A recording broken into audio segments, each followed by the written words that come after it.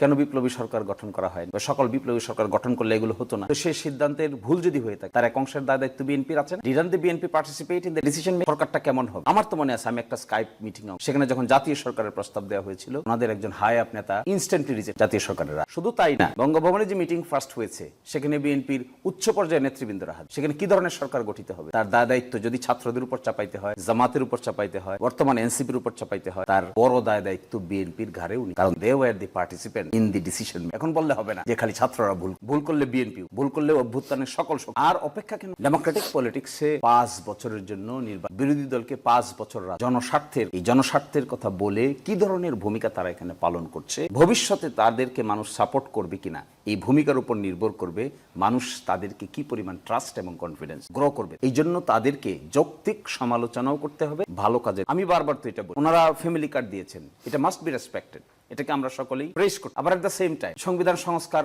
সভার শপথ নেন নাই, এটাকে ভয়ানকভাবে কারণ তারা তাদের ট্রাস্ট এবং কনফিডেন্সের জায়গা থেকে সরে গিয়েছেন। এই জায়গাটা বারবার বলতে হবে, দিস ইজ দেয়ার প্রবলেম। আবার এট দ্য সেম টাইম জনকল্যাণে কাজ করছেন। আমি শুনেছি 16 তারিখ তারা খাল খনন কর্মসূচি উদ্বোধন করবেন, এটা প্রেস করতে হবে। This is good work, we have to praise the good work, at the same time we have to reject the bad work. Bad ওয়ার্কটা কি? আপনি রাষ্ট্রপতি জুলাইয়ের পক্ষে কথা বলতেছেন, আপনি এখানে বসে থেকে আমি দেখলাম বিএনপি দলীয় মন্ত্রী এমপিরা টেবিল ছাপড়াচ্ছে যখন ফেসিস্ট বলে গালি। বাহ, এই যে একটা এম্বারেস, সেই জায়গায় কি জামাত থাকতে পারতো না? কেন থাকবে? বিএনপি রাষ্ট্রপতি বলেছেন তাকে রাখার ক্রেডিট হলো বলেন রাষ্ট্রপতি তার সাক্ষাৎকার, সে নিজেই তো রাজসাক্ষী, সে নিজেই বলে দিচ্ছে যে আমি থাকতে পারতাম না যদি অমুক অমুকরা আমাকে সাপোর্ট। তাহলে এর মাঝখানে এই রাষ্ট্রপতি কি চায় না বিএনপি ছাড়া অভ্যুত্থানের জামাত বলি, এনসিপি বলি, যারা এর বিরোধিতা করেছে সেই বিরোধিতাটা এসে সর্বশেষ প্রসিজুরাল বিরোধিতায় পরিণত হয়েছে সংসদ। এর আগ পর্যন্ত তো রাষ্ট্রপতিকে সামনে পায় নাই। যা কিছু বলেছে পত্রপত্রিকা, যা কিছু বলেছে নিয়মতান্ত্রিক ভাবে তো সামনে নাই। নিয়মতান্ত্রিক ভাবে প্রথম সামনে এসেছে যেদিন তিনি ভাষণ দিবেন সেই দিন। এই ভাষণের জায়গাটা ওনার মুখ দিয়ে এই উপদেশ শুনতে হচ্ছে, কে দুর্নীতিতে চ্যাম্পিয়ন হয়েছিল, কারা 2001 সালে দুর্নীতিতে চ্যাম্পিয়ন করে দিয়ে গিয়েছিল। বিএনপি তখন 2001 থেকে 6 সালের যে সরকার ছিল, ওখানে তো আমরাও পার্ট ছিলাম। ওই পার্টের সরকারে আগের সরকারের দুর্নীতির চ্যাম্পিয়নশিপের ক্যারিকেচার বহন করেছে এবং এখানে এসে কিভাবে গণতন্ত্রের উত্তরণ হয়েছে, 1400 লোক মৃত্যুবরণ করেছে, ফ্যাসিস্ট বলে গালি দিচ্ছে সরকারকে আগের সরকার। আর সেই রাষ্ট্রপতির ভাষণ এখানে বসে বসে শুনতেছি। আমার মনে হয় এইটা শুনতে বিএনপির কাছে কেমন লাগে আমি জানি না, তবে রাষ্ট্রপতির জায়গাটাকে যদি ট্রাস্ট ওয়ার্থি ক্রেডিবল রাখতে হয় তাহলে সত্যিকার অর্থে ক্রেডিবল লোককে ওখানে বসাইতে হবে। কারণ এটা সম্মানের জায়গা, এটা কিন্তু যুক্তিতর্কের জায়গা না।